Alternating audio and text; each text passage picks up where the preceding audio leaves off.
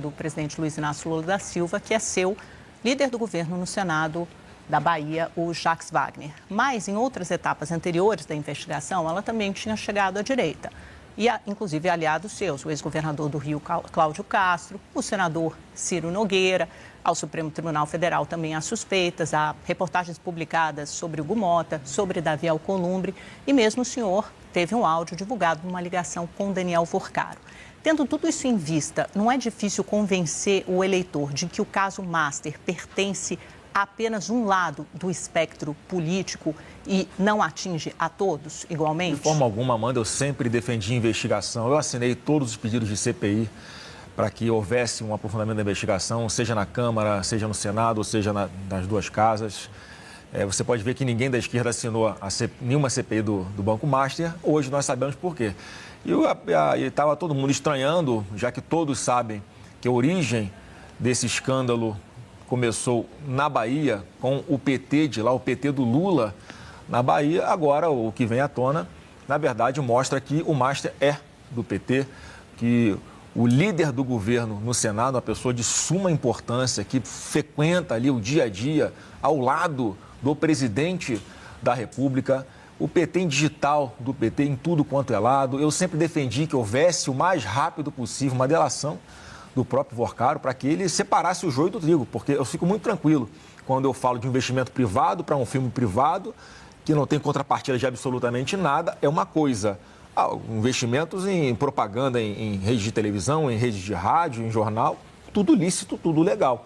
É bem diferente do que aconteceu ontem na Bahia, quando há suspeita, de corrupção, de favorecimento, de uso da máquina pública para beneficiar um banco que, na verdade, é o do Augusto Lima. Augusto Lima é o personagem-chave que existe, que até agora estava ali às escondidas, ninguém sabia por quê, Amanda.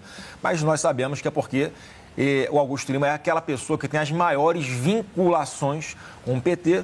A suspeita é que ele bancou muita gente do PT, como o Jacques Wagner. Eu acredito que outros ainda integrantes importantes do PT aparecerão ao longo dessa investigação.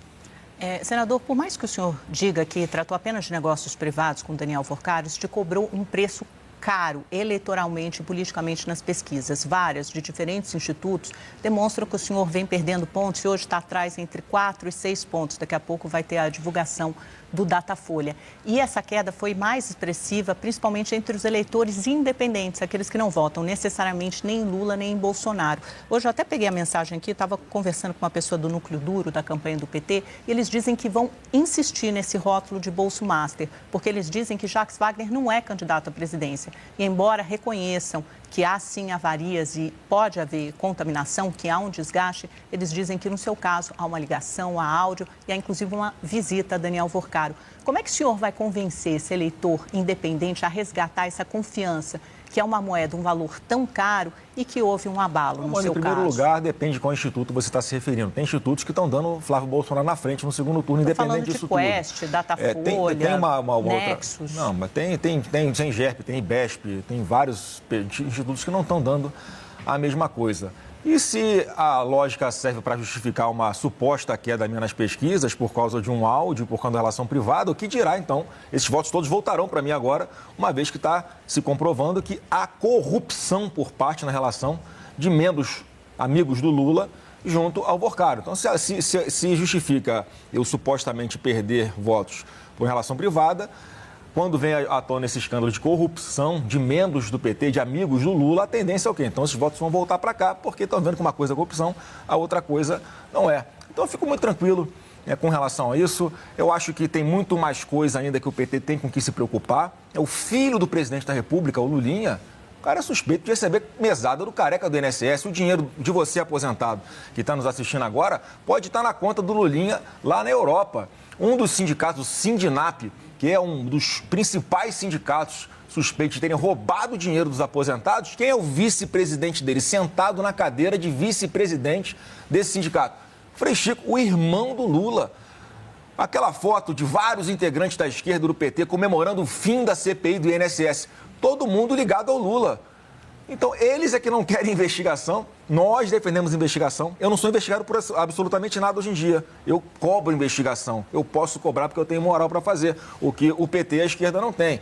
Eu acho que quanto mais passa o tempo, mais os brasileiros conseguem separar quem está certo, quem está errado, quem é inocente, que é o meu caso, quem é bandido, que é o caso desse pessoal próximo ao Lula. Senador, vou chamar nossos analistas para participarem dessa conversa, começando pela Natália Fruê. Nath, a pergunta é sua. Oi, senador. Boa tarde para o senhor, para todo mundo que acompanha o Central de Notícias. Senador, o senhor, agora no início da entrevista, falou que o Dark Horse recebeu dinheiro, mas que não era um dinheiro público e que eu queria que o senhor dissesse assim, quem que garantiu que não é público, porque nem a Polícia Federal ela está ainda rastreando por onde passava o dinheiro de Daniel Vorcaro. E há exatamente um mês, numa entrevista lá em Brasília, o senhor disse que apresentaria uma prestação de contas desse filme. Essa prestação de contas está pronta, já foi feita, vai ser feita pela pré-campanha do senhor? Bom, estou esperando a própria produtora apresentar a prestação de contas, já que ela que fez os gastos, aí, as contratações para viabilizar o filme. E, inclusive, já saiu agora recentemente, parece que numa própria ação na Justiça, a produtora apresenta uma prestação de contas que já tem gastos em maior quantidade do que o que foi investido, né, por parte de quem aplicou dinheiro no filme. Então, essa suspeita de que o dinheiro que veio por intermédio dessa empresa direto para o fundo do filme possa ter financiado alguma outra coisa já vai por água abaixo, uma vez que os gastos com o filme já foram superiores ao que foi investido nesse filme. Então, assim, não tem nenhuma preocupação com relação a isso. Mais uma vez, né, se há algo de errado no investimento privado, no filme privado, vai ter algo de errado também de dinheiro que botam na Globo, no SBT, na Band, na CNN, nos jornais todos. Então, quer dizer, se tem uma coisa que está errada de um lado, tem que estar errada do outro também, o que eu acho que não é. Então, a gente tem que separar, é muito importante esse tipo de pergunta, para a gente separar o que é certo do que é errado. Então, no meu ponto de vista, não há nada de errado, é um contrato na questão do filme, não há nada de errado em investimento em publicidade, nos veículos de comunicação. Agora, o que há de errado é quando membros do governo próximos ao Lula, eles têm algum tipo de negociata, né? Um dinheiro chega por intermédio da empresa na nora de uma filha para beneficiar determinado banco. Como é que o presidente da República faz uma reunião em off, fora da agenda, com o Vorcaro, com o Augusto Lima, sugerindo que ele espere trocar o presidente do Banco Central, porque quando colocar o presidente do Banco Central do Lula, que é o Galípolo, aí sim pode ser que eles consigam ajudar melhor, né, a questão do Banco Master. Então é muito importante fazer essa distinção e eu fico muito tranquilo que o nosso telespectador tem a possibilidade, né, de ouvir quem está certo e quem está errado nessa história. Eduardo Gaia, a pergunta é sua. Senador, muito boa tarde. O senhor teria procurado o Daniel Vorcaro para cobrar ali o cumprimento de pagamentos para o filme Dark Horse? É um contrato que, inclusive, estava com uma cláusula de confidencialidade. O senhor disse que foi exatamente por isso que não havia revelado anteriormente para os eleitores os contatos, as mensagens trocadas com o dono do Master. A minha pergunta, o senhor não considerou ir à justiça para garantir o cumprimento de um contrato que o Vorcaro estava em falta? O senhor não considerou acionar os seus advogados? Por que preferiu ir até a casa de Vorcaro quando ele já estava utilizando tornozeleira eletrônica, já havia sido preso, para encerrar essa parceria? E só mais uma pergunta nessa mesma esteira. O senhor disse que havia ali parcelas atrasadas, portanto eu entendo, me corrija se eu estiver errado, que uma parte já havia sido depositada, já havia sido paga. Esse valor depositado por Vorcaro vai ser devolvido ou o filme vai ser lançado com uma parte do investimento feito pelo dono do Master? Olha, em primeiro lugar, não foi o Vorcaro que investiu dinheiro no filme, foi uma empresa que ele indicou que botasse dinheiro no filme, porque você veja, né, como é que há uma preocupação se você faz um filme que é falando sobre Bolsonaro, nesse ambiente que nós temos hoje de completa perseguição política, você imagina se ia conseguir fazer um filme aqui no Brasil. Então, tivemos que fazer um filme fora do Brasil, para que pelo menos ele pudesse acontecer. Todas as parcelas que foram investidas lá passaram pelo Banco Central, né, para que fosse tudo bonitinho, contrato apresentado, não tem nada de errado. Então, não seria eu a processar ninguém, né, já que há uma empresa, um fundo que gere todos esses recursos que foram investidos, né, que foi o que autorizava o pagamento de despesas pela produtora para que o filme fosse produzido. Então, assim, eu apenas cedi os meus direitos autorais, nada além disso. Então, mais uma vez, não tem absolutamente nada de errado, apesar de toda a espuma, né, que procuram fazer, distorcendo completamente os fatos, como se fosse errado conversar com a pessoa que naquela época, quando eu a conheci, alguém que era cortejado pelo Supremo Tribunal Federal, estava em grandes eventos que eram feitos no Brasil, nos Estados Unidos, na Europa, vinculados a veículos de comunicação. Quer dizer, não dá para forçar uma barra como se esse tipo de investimento no filme fosse errado e tivesse o mesmo nível desse escândalo de corrupção que está acontecendo agora no PT da Bahia, pessoas próximas ao Lula. Então, o Lula, mais uma vez, já veio para a baila sugerindo que ele podia ajudar o Banco Master de alguma forma ao trocar o presidente do Banco Central. Então, assim, fica a dúvida, né? Será que o Lula era sócio, era um consultor do Banco Master ou era só amigo das pessoas que estavam lá?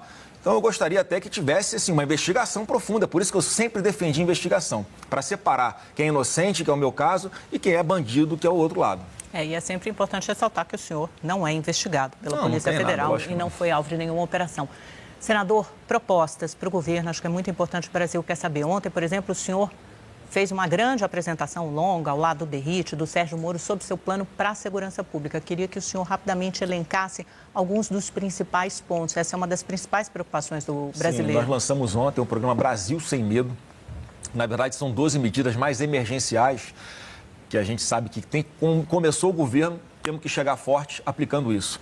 Dentre elas, algo que o Lula não fez, classificar como terroristas não apenas PCC e Comando Vermelho, mas também milícias e diversas outras organizações criminosas que têm o mesmo modus operandi, tá, Amanda? Em qualquer lugar do mundo, o que essas organizações criminosas fazem aqui é considerado terrorismo.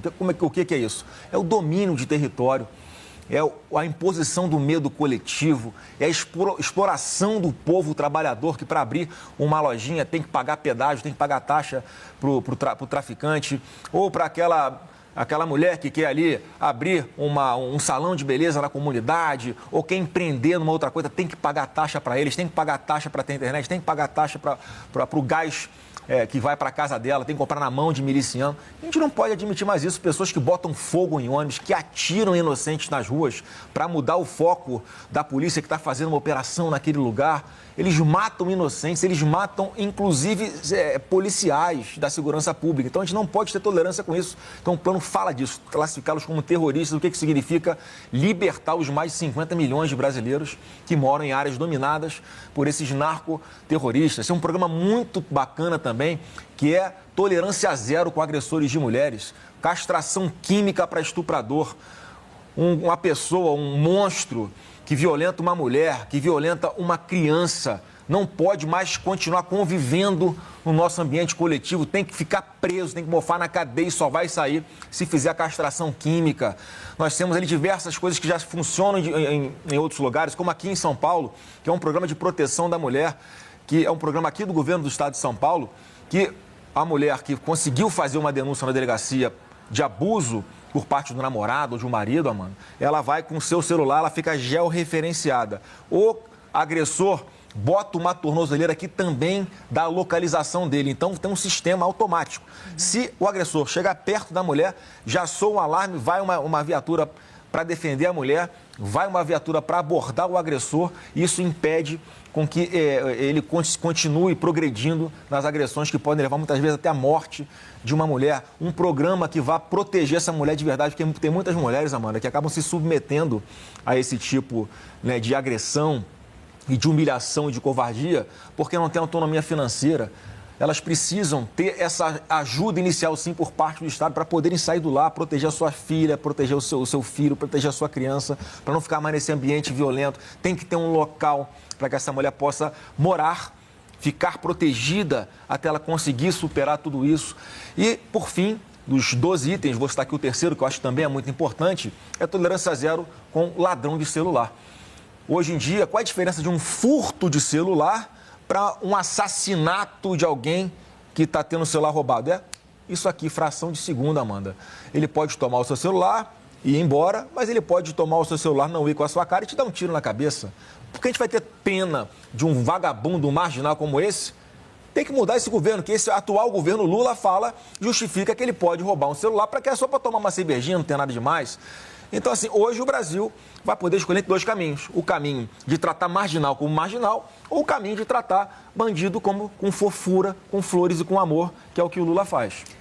Senador, eu não posso ir embora sem te perguntar muito brevemente sobre economia. A gente está no momento que a gente tem um crescimento nos últimos anos, acima de 2% ao ano, temos índices historicamente baixos de desemprego, mas, por outro lado, a gente está com inflação crescente, uma trajetória da dívida que subiu muito nos últimos anos e juros lá em cima, né? 14,25 a Selic. O senhor defende um tesouraço. Só que só cortar número de ministérios não vai adiantar, vai ter que cortar na carne.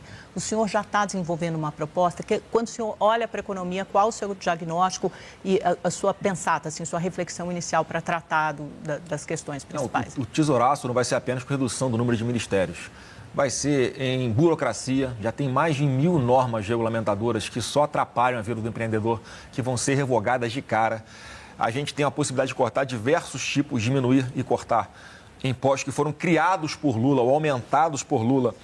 Nós vamos meter um tesouraço nesse imposto também. Te falo apenas um aqui, o imposto de 25% de importação de produtos que vão servir aqui para a produção de data centers no Brasil. Há uma corrida mundial nessa área, Amanda. E o Brasil está sendo hostil. O ambiente de negócio do Brasil está repulsivo e não está atrativo para receber esses investimentos bilionários que geram centenas, milhares de empregos. O mundo todo está antenado nisso e o governo Lula está afastando esse tipo de oportunidade, que é o que vai gerar emprego que pague melhor.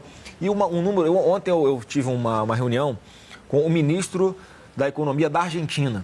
É um Milei que tem um trabalho reconhecido mundialmente de conseguir trazer uma inflação na Argentina de mais de 200% ao mês para hoje na faixa dos 12%. Está ruim ainda, mas já está bem melhor que quando ele pegou.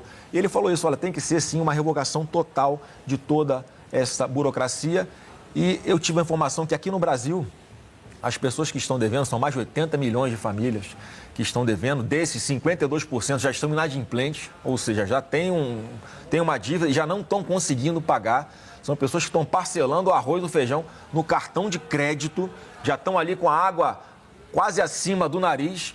E o que é mais estarrecedor é que dessas pessoas que estão devendo, 40% do que elas ganham, que elas têm de receita no mês, já está comprometido só para pagar juros das suas dívidas.